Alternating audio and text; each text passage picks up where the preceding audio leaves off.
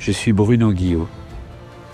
Après m'être converti à l'islam lorsque j'avais 15 ans, j'ai d'abord voyagé en Égypte, puis en Arabie Saoudite pour apprendre l'arabe et étudier l'islam, là où tout avait commencé, et marcher là où le prophète Mohammed lui-même avait marché. Ensuite, j'ai découvert ce que tout musulman devrait savoir, et j'ai apostasié. Tout d'un coup, ça va vous décrocher. Alors pourquoi ? Convertissez donc des centaines de personnes. On tombe dans ce qu'on appelle la Ummah. En islam, il n'y a pas de place pour le doute. Adieu Souleymane. Mais Bruno Guillet, vous aussi, vous avez pris la plume pour raconter votre histoire.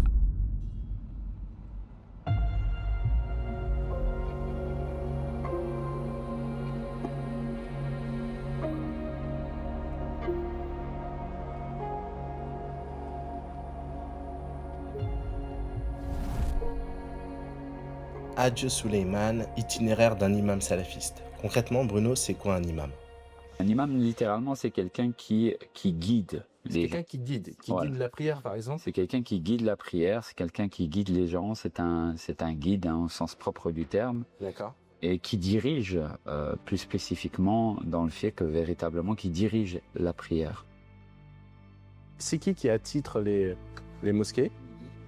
C'est généralement soit la communauté elle-même, donc c'est la communauté elle-même qui décide que telle personne est le plus apte à être imam, soit parce qu'il connaît plus le Coran, soit parce qu'il a plus de connaissances religieuses et autres.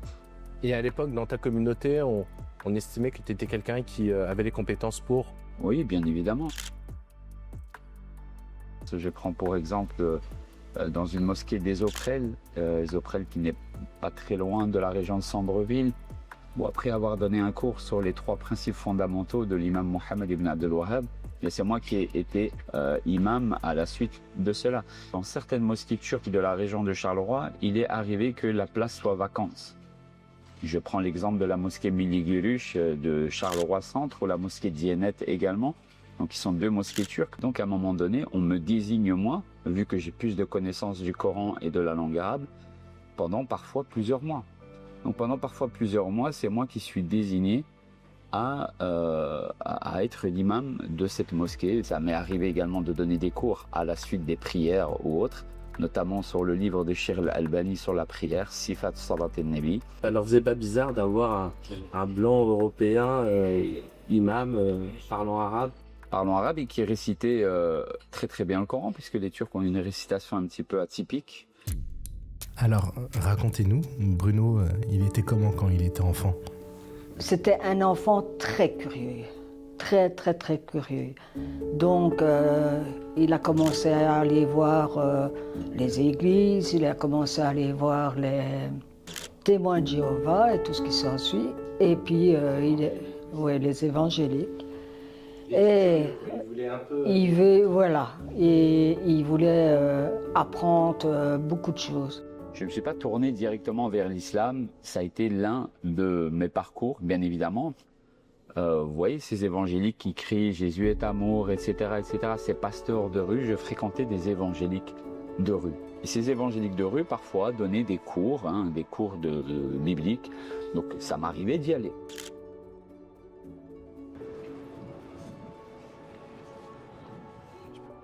Ici, à Charleroi, il y avait pas mal d'évangéliques qui prenaient la parole, qui prêchaient le Christ. Et c'était vraiment intéressant parce qu'ils étaient ouverts.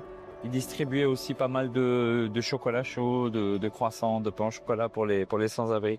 Qu'est-ce qui fait pour toi que tu choisis plutôt l'islam ? Pourquoi tu ne choisis pas d'intégrer cette communauté évangélique ? J'ai vraiment au départ épousé quand même pas mal de leurs idées. Et d'ailleurs, c'est la raison pour laquelle je m'en suis même réclamé à un moment donné, parce que on n'a pas toute l'expérience qu'on a aujourd'hui où on sait qu'il y a une nouvelle naissance, on sait qu'il y a un baptême, etc. On est encore très jeune. Néanmoins, c'est souvent ces doctrines incomprises, comme la Trinité, comme la divinité de Jésus, le fait qu'un homme soit considéré comme Dieu, etc. Et il est vrai que là, à 15 ans, il est venu me dire « je suis musulman ».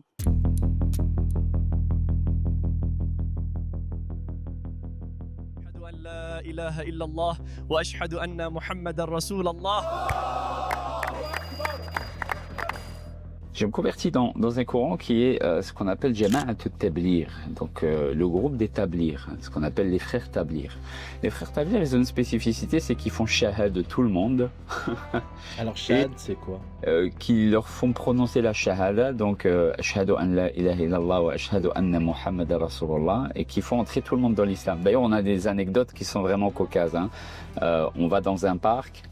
Il y a des buveurs de bière, des gens qui s'alcoolisent matin, midi et soir, sans vraiment d'explication. On arrive à leur faire prononcer ces deux mots. On revient à la mosquée et on dit on a converti 5 personnes.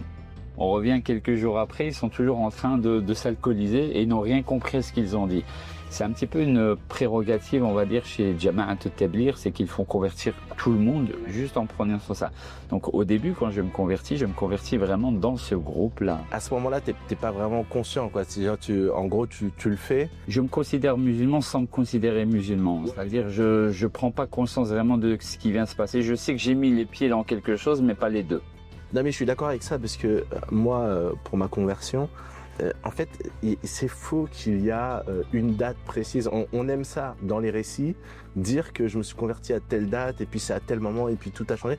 Mais en réalité, dans la vie, les choses se font souvent dans un processus. Le premier pas commence à ce moment-là, durant ce mois de Ramadan. Et ensuite, le deuxième pas total, où vraiment on prend conscience de tout ce qu'on a dit, de ce que ça implique, et du fait que là, il faut vraiment s'y mettre corps, âme et esprit. Et c'est vraiment en février 2002, après avoir lu les livres de Ahmed Didat et avoir vu le charisme de Ahmed Didat, où on a envie de devenir comme lui, où on nous fait prendre conscience aussi autour de nous qu'on peut le devenir. Et également avec mes premiers débats avec les chrétiens, avec ce Bouba là en particulier, où on voit qu'on a les arguments forts devant quelqu'un qui fréquente l'église depuis 10 ans, et on se dit waouh, on a vraiment ce genre d'argument là. Je pense que je disais toujours à mon mari, je pense qu'il faut le laisser faire son expérience. Et si ça ne va pas, il reviendra.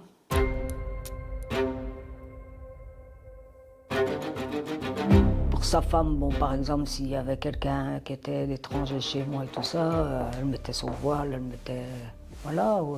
Il avait toujours ses intentions à inciter à ce que nous autres, on essaye de devenir musulmans. Certaines personnes de ma région ont été converties par mes soins, ont été converties par mes arguments, par le nombre d'heures que j'ai passé avec eux, par le nombre d'heures que j'ai visité leur famille, par le nombre d'heures que je leur ai donné un enseignement.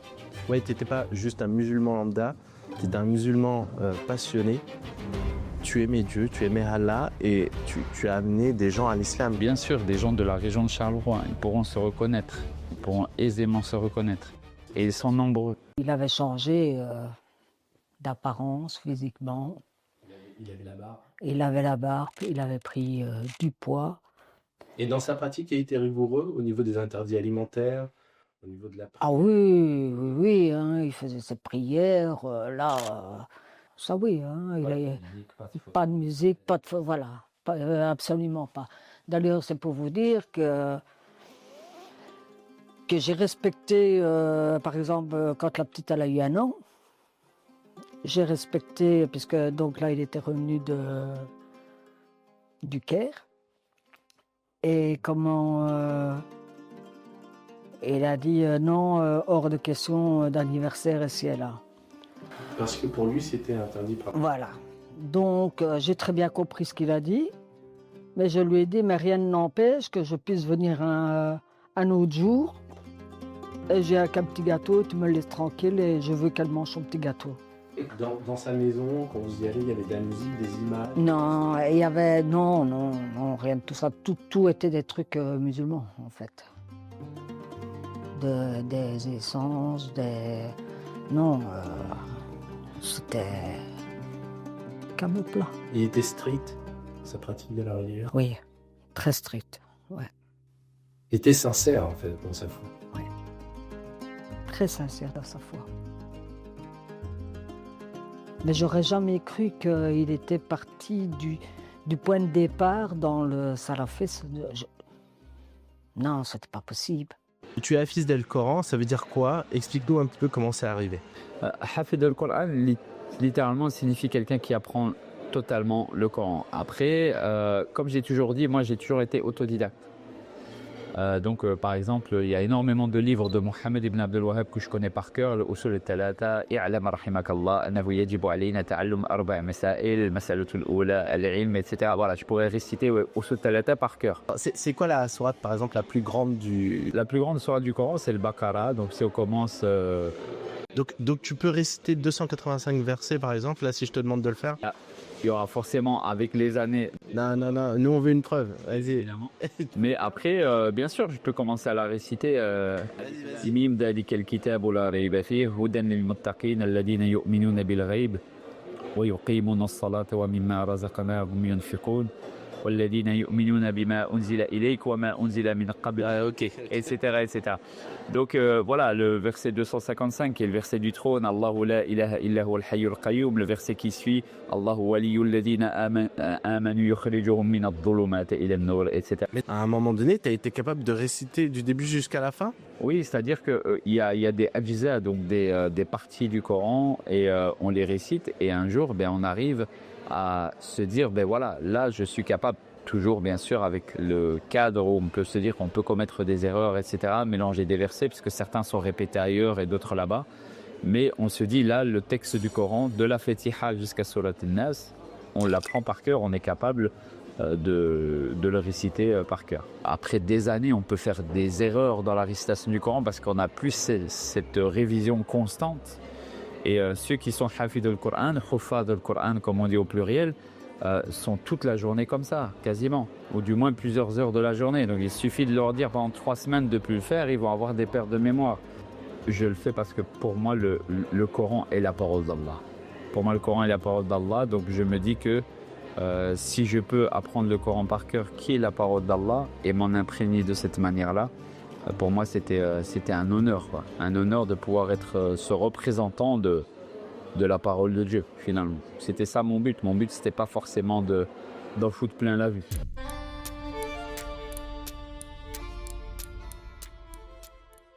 Maman, à 18 ans, je me marie. Et je pars.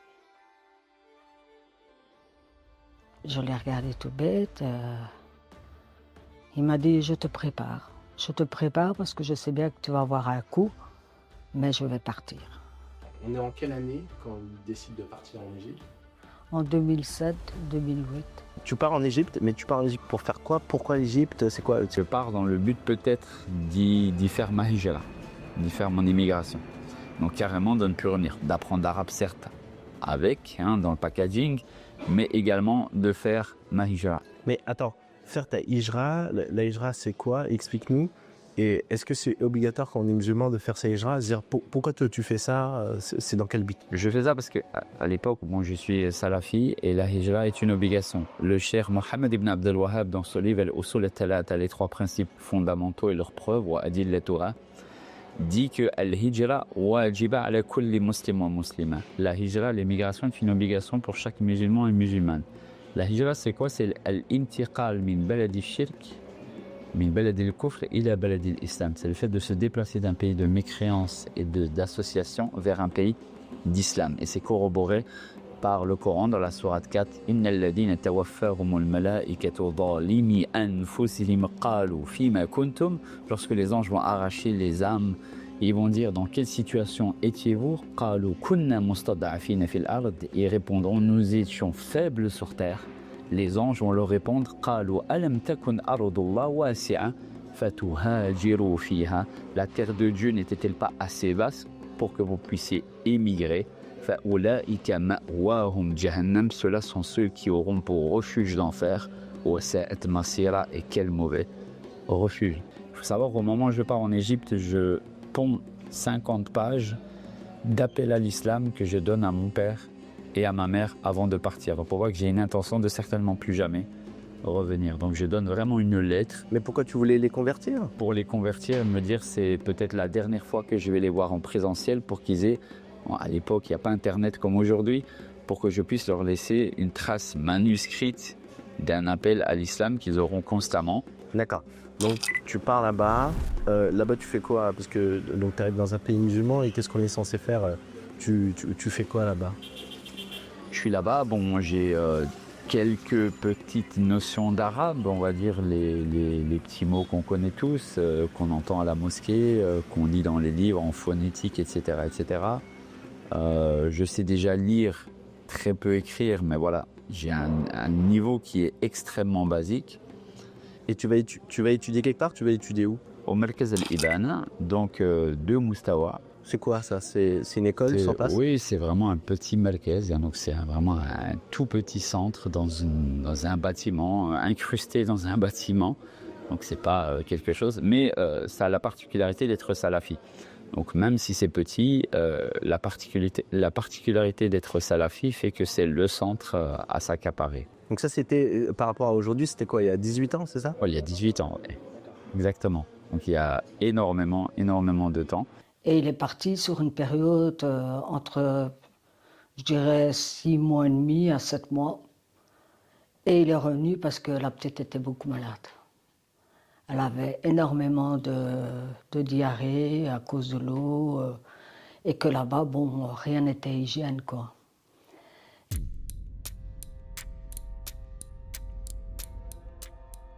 Le but, c'était de rallier Dammaj, qui est un village à l'époque salafi, de partir au Yémen.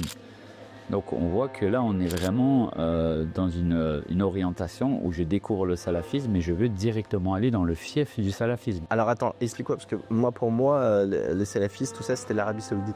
Qu'est-ce qui se passe? Il y a quoi au Yémen? Au Yémen, il y a un cheikh qui s'appelle Cheikh Moukbil. Cheikh Moukbil, qui est très très connu dans les milieux salafis, qui est décédé depuis pas mal de temps maintenant, depuis je pense même deux décennies.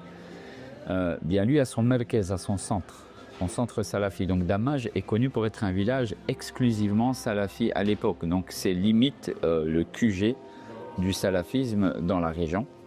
Et aujourd'hui, je pense, il faudrait voir historiquement, je pense même que le village a été rasé par les Fossi, donc par les milices chiites. Quoi qu'il en soit, au départ, nous, quand on a 17 ans et demi, 18 ans, notre objectif, c'est de partir avec Jordanian Airlines, de partir à Dammaj. Donc de partir dans un endroit qui est un village au Yémen.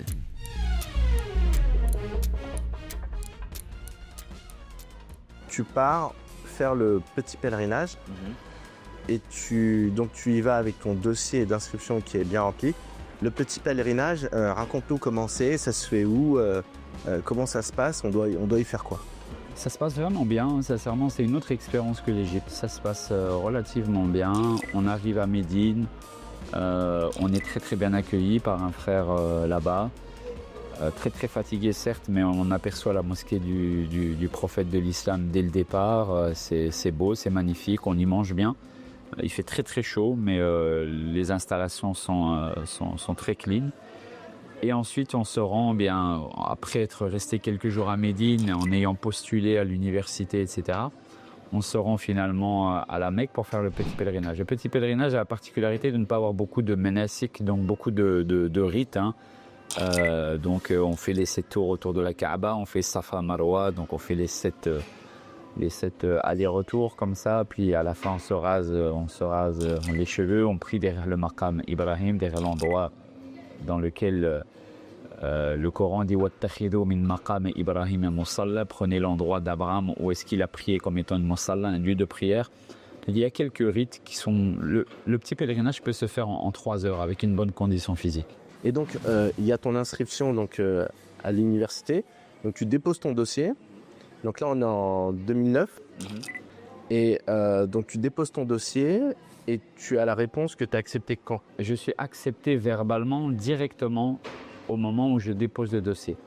On a la chance de pouvoir non seulement déposer le dossier, mais d'avoir accès à une sorte de discussion et de débat avec la personne, qui était donnée généralement à pas mal d'élèves, mais vu le nombre de personnes qui venaient, il faut savoir que s'inscrire à l'université de Médine, surtout pour nous les Belges à ce moment-là, ne passe que par le centre islamique de Bruxelles. C'est vraiment rare que des gens aillent se déplacer directement à l'université pour discuter et pour déposer en main propre le dossier. Et donc là, on dépose le dossier et j'ai la réponse tout de suite que toi, tu vas être accepté à l'université de Midi.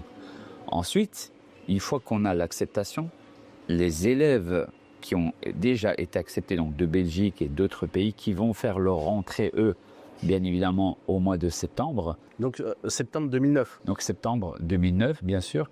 Eh bien, moi, j'ai la certitude que la prochaine liste contiendra mon nom. C'est la raison pour laquelle, quand la liste sort, il y a bien sûr un contentement parce que ça reste toujours la parole de la personne qui, on le sait très bien, dans ces pays-là, en Arabie Saoudite, une signature vous permet de marcher sur la Lune. Et donc, je suis accepté directement. Mais pourquoi, je comprends pas pourquoi il t'accepte directement. Pourquoi il te dit, ok, toi c'est bon. Donc toi, tu arrives à l'université de Médine, tu déposes ton dossier. Je parle, donc on a un entretien personnel. Il faut savoir que cet entretien-là, on est à ce moment-là, si mes souvenirs sont bons, 4 personnes de Belgique à partir. Moi, mon beau-frère, un autre belgo-marocain et un autre aussi belgo-marocain. Donc 2 autres belgo-marocains. Les belgo-marocains sortent de la pièce déçus. Déçus, on comprend assez vite aisément qu'ils n'ont pas fait le taf. On leur a dit clairement, vous êtes des belgo-marocains, vous ne parlez pas l'arabe, vous n'avez pas de niveau de Coran, c'est pas normal, vous êtes censés être des Marocains de base. Et voilà, on n'est pas intéressé par vous. Par contre, moi, quand je rentre, le français, Roland, Bruno, etc., qui a quand même à ce moment-là un bon niveau d'arabe, qui a quand même à ce moment-là un bon niveau de Coran, qui connaît les 40 hadiths de Nawawi par cœur, etc., bien forcément, j'arrive à me vendre, mais j'arrive aussi à avoir une discussion fluide avec la personne. En arabe? En arabe, oui. J'arrive à avoir à ce moment-là une discussion fluide avec la personne. Donc eux se disent convertis, fluide en arabe, bon niveau de Coran, belle récitation du Coran. Et donc, automatiquement, illico presto, on me fait comprendre en signant un papier comme ça et en le donnant à quelqu'un pour qu'il aille lui-même le donner à ce qu'on appelle le moudir, donc vraiment le gérant qui va lui accepter ou ne pas accepter. On me fait comprendre, khalas, intahal amr, l'histoire elle est terminée, sauf takoun ma'ana, tu seras avec nous. L'année suivante, donc tu reçois la liste officielle qui dit que tu vas bien être étudiant à la rentrée prochaine. C'est quoi ton émotion? Comment tu te sens à ce moment-là? Je vole, je survole. J'ai mon père et ma mère qui viennent chez moi à Bruxelles. Je leur montre la lettre. Je réalisais mon rêve parce que prendre en considération que les mois d'avant, je fais mon petit pèlerinage, mais contrairement à l'Égypte, c'est une réussite totale. J'ai vraiment une image de Médine qui est une ville pour moi qui a beaucoup compté d'ailleurs dans ma vie. Et je me dis, waouh, je vais pouvoir habiter là-bas. Ça va être le lieu dans lequel je vais habiter. L'aspect financier, le royaume prend en charge l'étudiant, ses tickets d'avion, etc., mais il ne prend pas en charge la famille. Donc si on veut faire venir nos familles, il faut de l'argent. On n'a que quelques mois. Donc il faut de l'argent pour pouvoir avoir un appartement. Savoir aussi qu'en Arabie Saoudite, les appartements se payent 6 mois à l'avance ou 1 an. Donc on paye pour 1 an ou pour 6 mois. Il faut l'ameublement. Il faut aussi les tickets d'avion pour les enfants. À ce moment-là, une femme et 2 enfants pour aller en Arabie Saoudite, c'est facilement plus de 1 500 € de ticket. Et je suis moi et mon beau-frère. Moi, personnellement, je décide de collecter au travers des frères et sœurs musulmans, de faire une cagnotte pour justement pouvoir commencer et pouvoir faire venir ma famille, puisque étudier sans ma famille c'était complètement et totalement impossible, et de pouvoir commencer les études dans de bonnes conditions. Et je tiens à signaler que la communauté musulmane a vraiment été extrêmement généreuse. Et donc voilà, l'argent est séparé en deux entre moi et mon beau-frère, et on peut enfin commencer cette première année sur des bases sereines.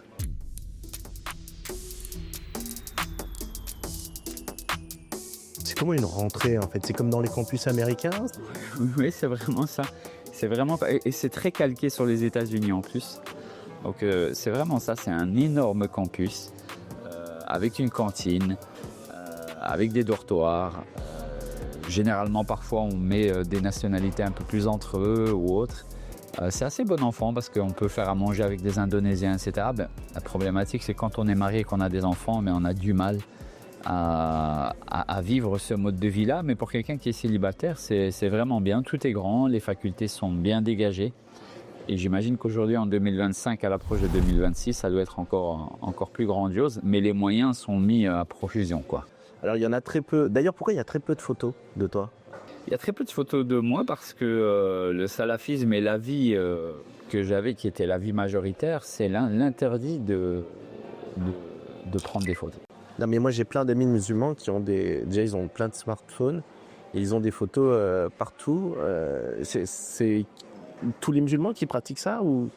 Surtout dans les milieux salafis. Après, il faut savoir que nous, par rapport au smartphone, je me souviens, moi, avoir été impressionné à l'époque de voir des vidéos YouTube sur un téléphone. C'était le début pour nous, hein.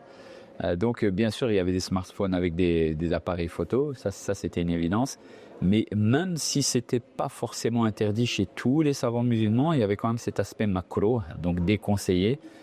Mais par contre, les photos en tant que telles, encadrées, etc., pour nous, c'était haram, c'était complètement et totalement interdit. Il y avait des avis qui étaient très stricts et nous, on suivait ces avis-là à la lettre. Si je vais, par exemple, chez un pote qui est salafi, en théorie, il n'y a pas de photos. Il n'y a pas de photos, même les poupées sont sans visage. Mais ça, c'est l'islam qui dit ça, vraiment? Oui, clairement. Ah oui, clairement. Clairement. À partir du moment où l'islam dit clairement dans un hadith qui est relaté et qui est parfaitement authentique, que al-musawwirun, donc ceux qui font des visages et des êtres humains, etc., qui sont finnar et sont en enfer. Et donc il y a vraiment un interdit par rapport à ça. Maintenant, il peut y avoir ici et là une petite divergence sur la manière de le pratiquer, mais de manière générale, c'est un interdit qui est total.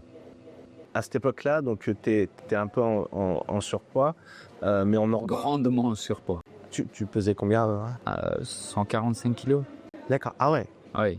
Il faut savoir aussi que le McDonald's, Hardee's sont halal là-bas. Ah, il y a des McDo? Oui, il y a des McDo à profusion, pas cher du tout. Le double cheese était à 5 riels.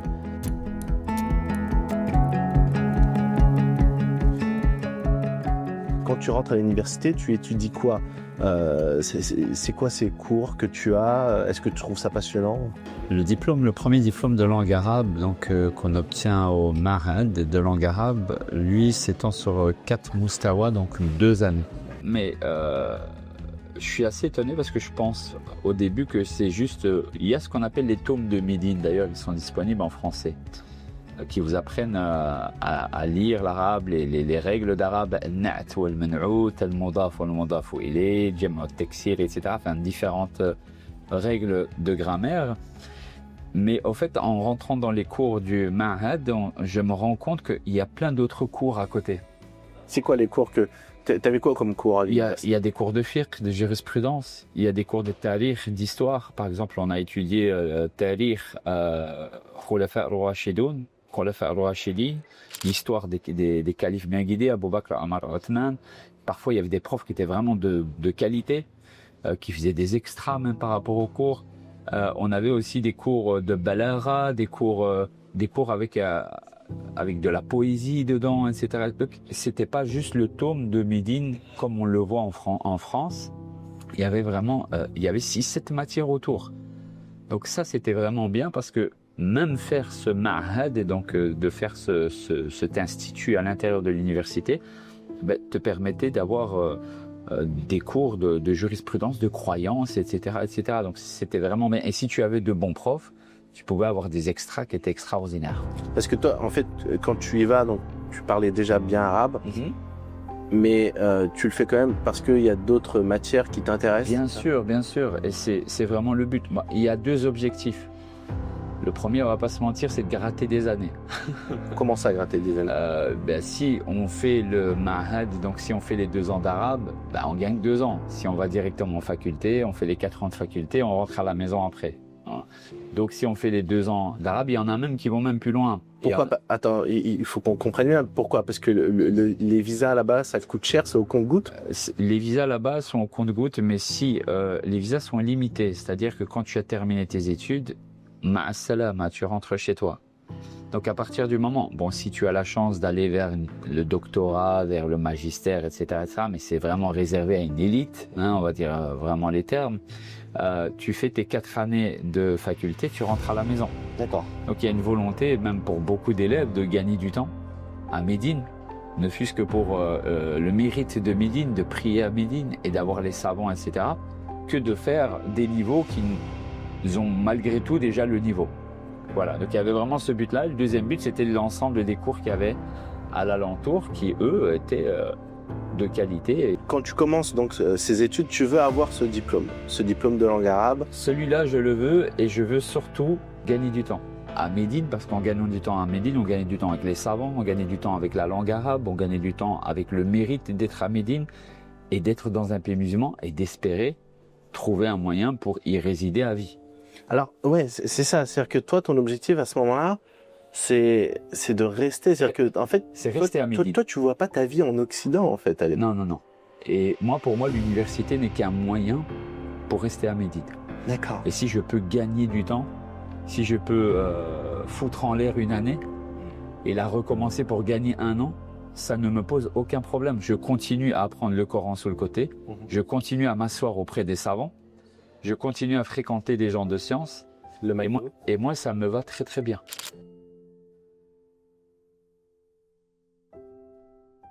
Donc il y a ces cours le matin, mais tu fais quoi d'autre en fait? Tu parles religion, tu cherches à discuter avec des savantes? Bien sûr, il faut savoir que pendant près de 3 ans, mon voisin est le Cheikh Souleymane Al-Rouhaili, donc il y a toujours possibilité de lui poser des questions. Il faut savoir que dans pas mal de mosquées, il y a aussi des gens qui enseignent. Et là vraiment, après, il y a les grands savants qui enseignent, où il y a énormément de personnes autour. Il y a des gens de science qui sont un petit peu moindres, mais parfois c'est mieux d'être auprès d'un cheikh qui est moins connu, voir qu'il y a des shubuhat, des ambiguïtés pour certains, et de s'asseoir auprès de lui et d'être en contact vraiment en permanence avec lui. À l'époque, quand tu es là-bas, c'est qui le boss? Le gars qui est respecté par tout le monde, c'est le cher, c'est lui, c'est waouh. C'est qui à l'époque? En Arabie Saoudite, en tant que tel, par le pays, c'est l'actuel moufti, Cheikh Saleh Al Fawzan. C'est celui qui fait un petit peu unanimité, on va dire ça. À l'époque, il y a aussi le moufti. À Médine, il y a un cheikh qui s'appelle Cheikh Souleymane Al-Rouhaili, qui a été mon voisin pendant plusieurs années. Lui aussi. C'était un bon. Ah oui, c'était un très très bon. Et après, il y a ceux qui sont un petit peu débattus. Cheikh Rabi Al-Madkhali, qui est décédé il y a peu, qui était, d'ailleurs, certains les appellent les madkhalistes, des salafis assez radicaux, ils se reconnaîtront. Mais celui qui était ton voisin, tu es déjà allé le voir pour lui poser des questions, lui dire... Oui, constamment. On lui posait des questions sur le chemin de la mosquée, de la maison vers la mosquée. Il habitait à 30 mètres de chez moi. Son appartement était annexé à la boulangerie à laquelle j'allais chercher mon pain.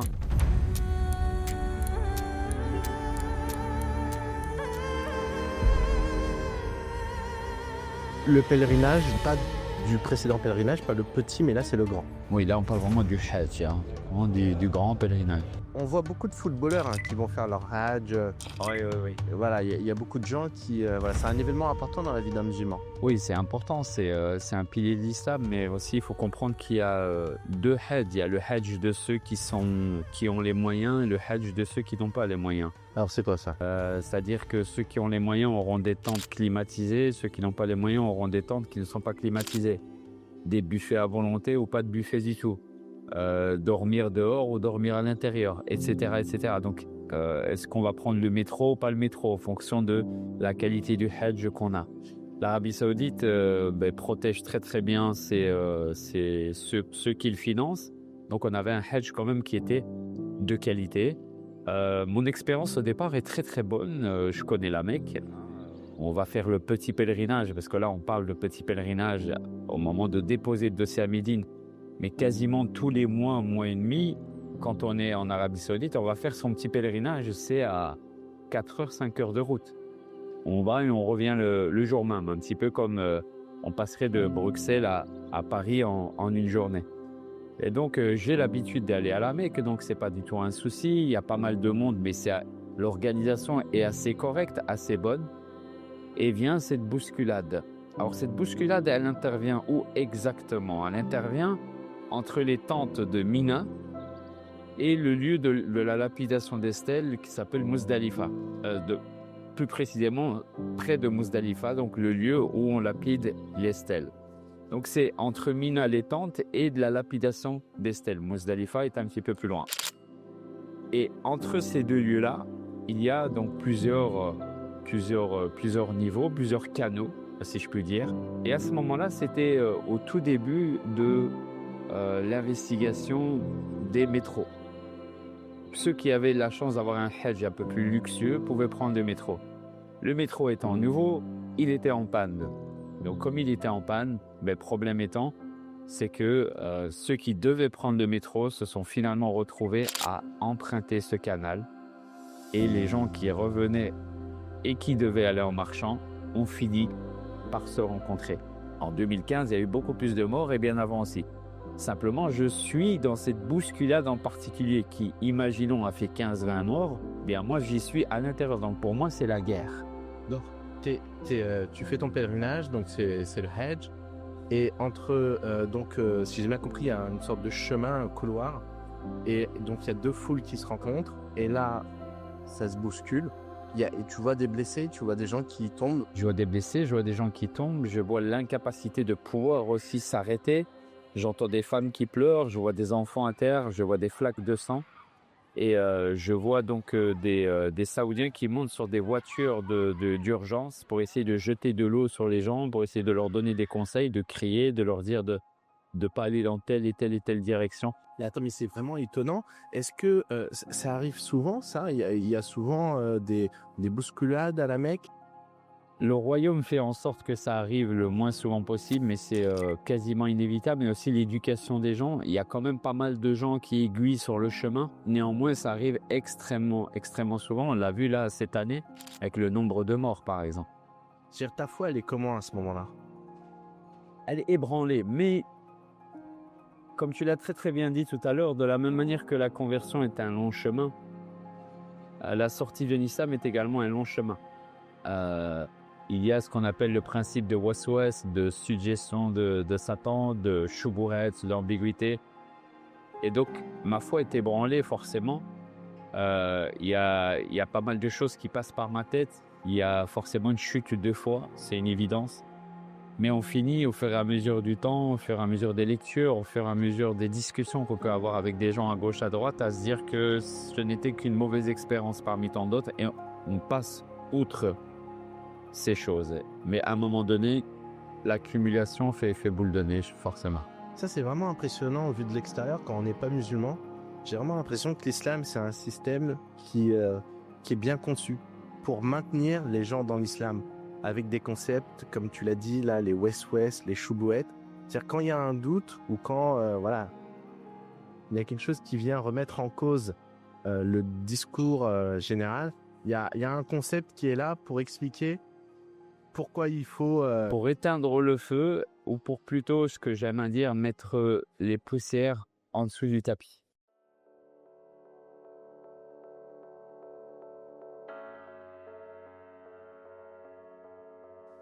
Il y a un événement qui suit ça, qui te touche beaucoup. Tu savais que ton père était malade, mais ça s'aggrave. Et comment tu réagis et qu'est-ce qui se passe par la suite?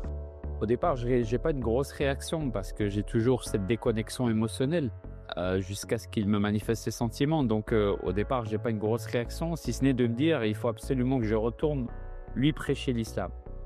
En fait, je retombe dans le même processus de l'époque de l'Égypte, où quand je pars, je leur laisse 50 pages pour les convertir à l'islam. Là, je me dis il faut que je revienne tenter une dernière fois. Donc c'est finalement la dernière chance. Donc au départ, je reviens en Belgique, pas forcément pour mon père en tant que père, etc. Vraiment pour lui apporter l'islam. C'est mon seul but. Et d'ailleurs, grosse anecdote, je reviens avec du miel du Yémen et de la habba saouda qui venait d'Éthiopie, pure. Parce que Mohamed dit que la habba saouda permet de guérir toutes les maladies sauf la mort.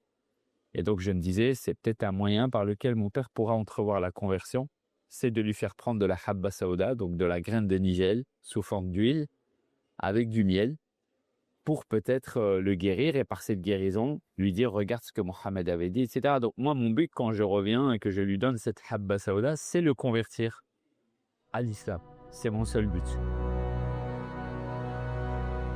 Je le rencontre plusieurs fois, bien évidemment, mais ce qui me choquait ou me cognait aux tripes au début, m'énervait, mais me mettait des choubourettes après par la suite. C'est le langage biblique que je connaissais, vu que j'ai étudié 4 ans la Bible, dont chez les évangéliques, comme on l'a dit précédemment. Son langage, mes brebis, vous êtes égarés. Mon père qui dit vous êtes égarés, qui n'avait rien fait de sa vie en termes de repentance visuelle, etc. Mais il avait un comportement qui était complètement changé. Il était évasif aussi, il pensait beaucoup, il réfléchissait beaucoup, il priait. Il priait également dans son coin, on le voyait prier, on voyait ses lèvres qui bougeaient. Il avait encore la conscience à ce moment-là. Donc il avait vraiment une vraie relation avec Dieu. Il n'a pas rentré dans l'église. Je refuse de rentrer dans l'église. C'est pour moi haram, c'est interdit. Attends, tu refuses de rentrer dans l'église? Je refuse de rentrer dans l'église. Même le prêtre veut me serrer la main, je refuse de lui serrer la main. À l'enterrement de ta père, Oui, je refuse de serrer la main au prêtre parce que pour moi, c'est lui qui a conduit mon père à l'égarement et jusqu'à la fin. Je refuse de rentrer dans l'église parce que pour moi, c'est un échec. Un échec que mon père n'ait pas accepté l'islam. Et aussi parce que tout simplement, c'est interdit, c'est un endroit de polythéisme. Donc je reste dans la voiture. J'en veux même à des amis de mon père musulman d'entrer dans l'église en leur disant qu'est-ce que vous faites? Parce que, et alors, ça c'était dû à ton islam rigoriste de l'époque, ou est-ce que vraiment dans les textes en islam on ne peut pas, il y a des avis comme ça qui disent qu'en islam on ne peut pas rentrer dans des lieux de culte de mécréants? Il y a des avis qui disent qu'il est permis, notamment chez Al-Albani, qu'il soit permis de visiter une église si on est dans un pays quelconque où bien on visite, qu'on ne s'attarde pas. Par contre, pour des cérémonies pareilles, que ce soit une messe, un culte, ou que ce soit pour le décès de quelqu'un, etc., c'est haram al al-itlaq, c'est-à-dire c'est interdit de manière générale, c'est ce que les textes préconisent. Ah, donc tu faisais, en fait, je suis désolé, mais en fait ça me fait penser à ça. C'est-à-dire, en fait, tu faisais pas semblant, tu étais vraiment un salafi. Ah oui. Je pense qu'à ce moment-là, c'est clair, net et précis que si mes intentions sont perfides ou non islamiques, je rentre dans l'église et je me convertis à ce moment-là et je profite justement de ce moment-là. Et il faut savoir que je remets en question 2 amis de mon père qui me posent la question de pourquoi je rentre dans l'église et moi je renverse la question en disant mais pourquoi vous y entrez? C'est interdit. Il n'y a pas ma femme aussi ce jour-là. Il n'y a pas mes enfants non plus. Je suis tout seul. Alors c'est quand même leur grand-père. Je leur interdis d'être présent, d'entrer dans l'église. Je fais limite comme si mon père était parti au bistrot du coin et n'était jamais revenu.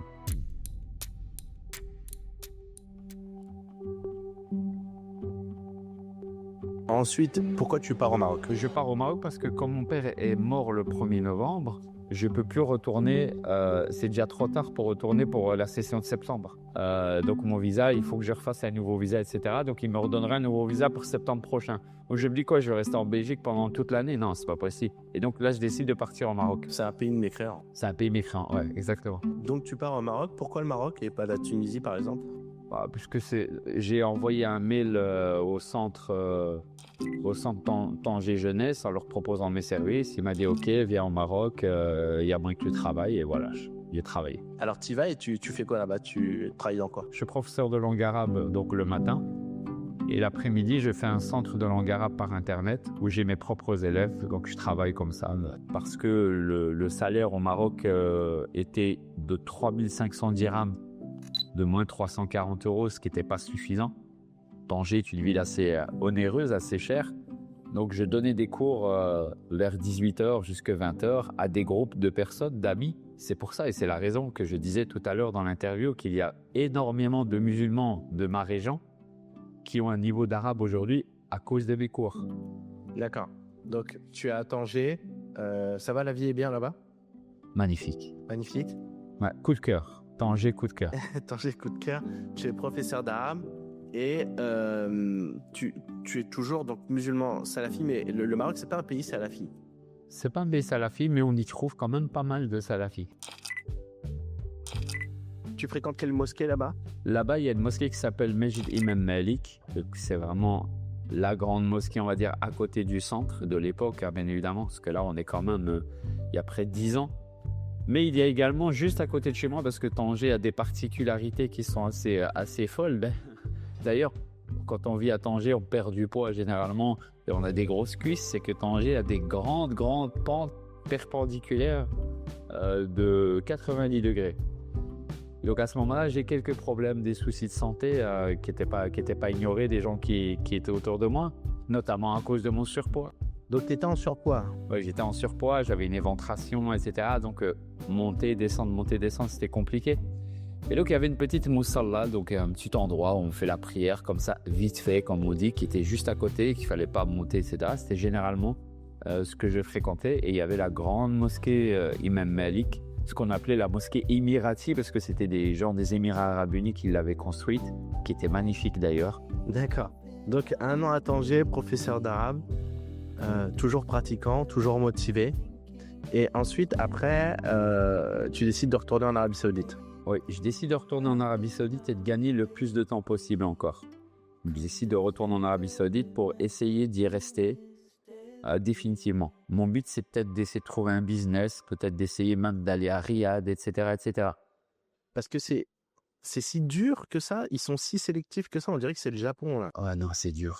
C'est dur, l'Arabie Saoudite. Rester en Arabie Saoudite, c'est coup de gorge. C'est hyper difficile. Eux, ils ont pas de difficulté avec les OQTF une fois que ton visa est expiré. Ah oui, non, mais il y a même pas, ça existe même pas ces histoires de QTF, tu vois. Ça existe pas. Et donc, on essaie vraiment de gagner du temps. C'est ça que les gens comprennent pas. Ils pensent que tu foutais tes années en l'air parce que t'étais un clochard et qu'à côté de ça, t'étais chez toi, tu dormais. Non, tu continuais d'étudier. Mais pas que moi, hein, tous, hein, on se servait de l'université pour essayer de rester le plus longtemps possible. Pour nous, rester le plus longtemps possible et trouver un moyen, parce que plus les années passent, plus on connaît des gens, on connaît des Saoudiens. Donc plus il y a possibilité d'avoir un visa de travail ou d'avoir un petit temps en rôle ici et là. Et c'est d'ailleurs la raison de la première demande en mariage de ma fille où on me fait comprendre qu'il y a peut-être possibilité pour les papiers, etc.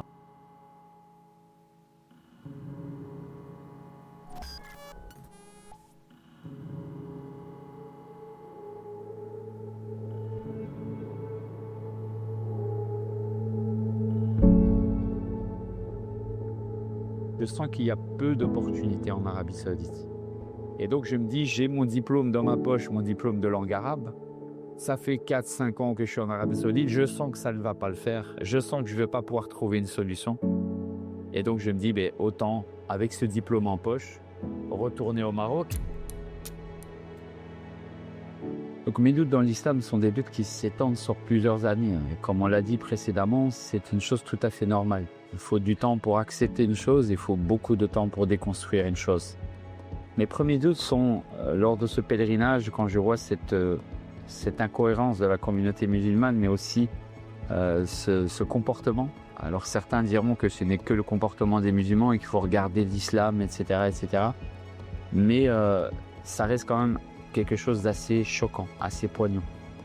Également, les décapitations, voir la charia être mise en pratique devant nos yeux, sont des éléments qui percutent. La demande en mariage également de ma fille, le vivre a été une expérience très très très douloureuse. Mais aussi sur certains sujets comme le libre arbitre ou d'autres sujets, ce qu'on appelle à l'époque des choubourettes et des ambiguïtés, il y a énormément de sujets qu'on tait et qu'on met sous le tapis comme des poussières et qui finissent par nous rendre à un moment donné allergiques. Donc il y a toutes ces étapes-là, la reconnexion émotionnelle avec la mort de mon père et également certains points de doctrine de l'islam qui pouvaient ici et là poser problème. La peine de l'apostat que je connaissais déjà à l'époque, la guerre sainte, ce qu'on appelle djihad au talab, littéralement le djihad offensif que je connaissais également déjà à l'époque. Couché au sol, les passagers figés n'osent pas bouger. Il est 7h45, 2 explosions viennent de retentir à quelques instants d'intervalle. Il est 9h11 et la station de Malbec, à quelques centaines de mètres des institutions européennes, est prise pour cible. On ne sait pas marcher comme ça.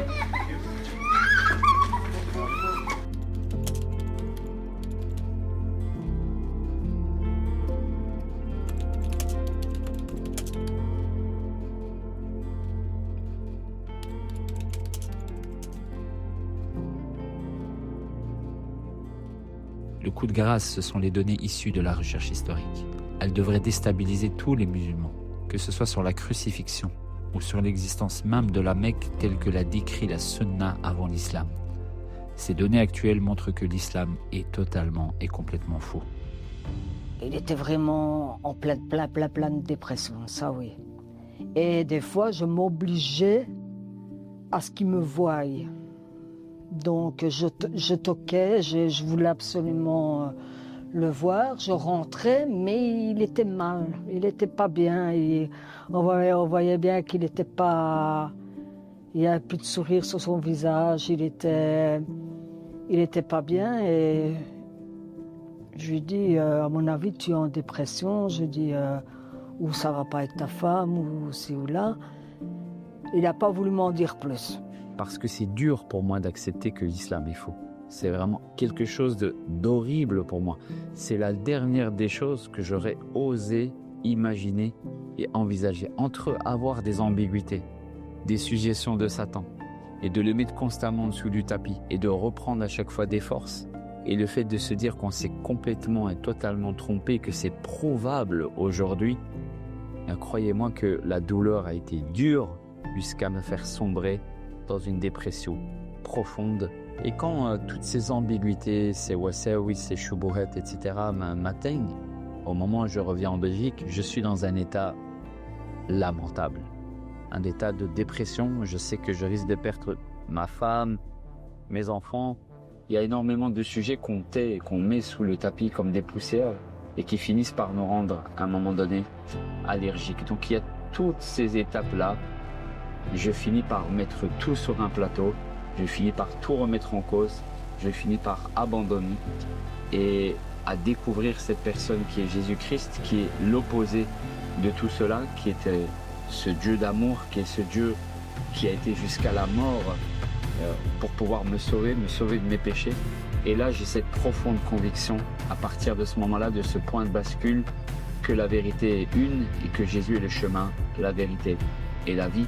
Et je finis par l'annoncer à ma femme à l'époque, et je finis également par l'annoncer à ma propre mère. Donc c'est un processus très très très long de l'ambiguïté, des suggestions de Satan, dont Jésus-Christ, Seigneur et Sauveur, m'a sauvé. Il me dit, si tu veux passer à la maison, tu peux. J'étais toute contente, parce que je dis, oh, je peux passer, donc toute heureuse. J'arrive là. Quand j'ai ouvert la porte, la première chose qu'il m'a dit, je suis plus musulman. Je l'ai serré dans mes bras. J'en ai pleuré. J'étais heureuse. Et là, il est comment? Il devient chrétien, il est comment? Il est joyeux, il n'est plus le même.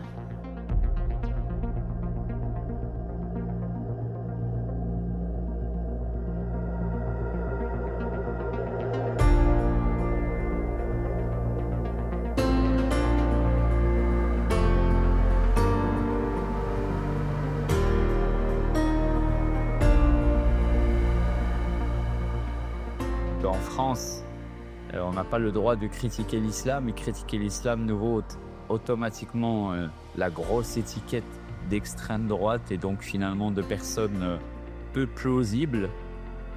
Et ça, c'est une folie complète. On doit pouvoir critiquer tout le monde et on doit pouvoir critiquer l'islam. Ensuite, il y a la communauté musulmane, bien évidemment.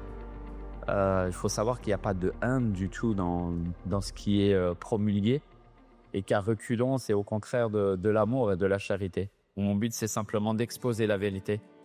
Qu'il n'y a pas de haine particulière, ni de rancœur, ni de rancune à l'égard de la communauté musulmane, que du contraire. Donc on reçoit également des attaques au-delà même de la question politique, mais des apologètes musulmans sur les réseaux sociaux. Et on les invite vraiment cordialement, avec amour et respect, à toutes sortes de débats. Pour celles et ceux qui disent que je ne suis pas arabophone, bien qu'on fasse un débat en arabe. Pour celles et ceux qui disent que je n'ai pas de niveau dans l'islam, mais qu'on fasse des débats sur l'islam. Et ça sera un moyen pour eux de mettre fin justement à cette polémique, ou à ces polémiques, qu'elles soient d'un point de vue politique ou un point de vue purement théologique. Donc ils viennent débattre sur le fond, qui viennent prouver l'ignorance de la personne, qui viennent prouver le non fondé de son argumentaire. Et nous, personnellement, dans l'amour, dans la joie et dans la fraternité, on est prêt à faire cela. Et d'ailleurs, on vous invite, n'importe qui veut débattre avec des modalités raisonnables face caméra, je l'invite à venir, il est le bienvenu.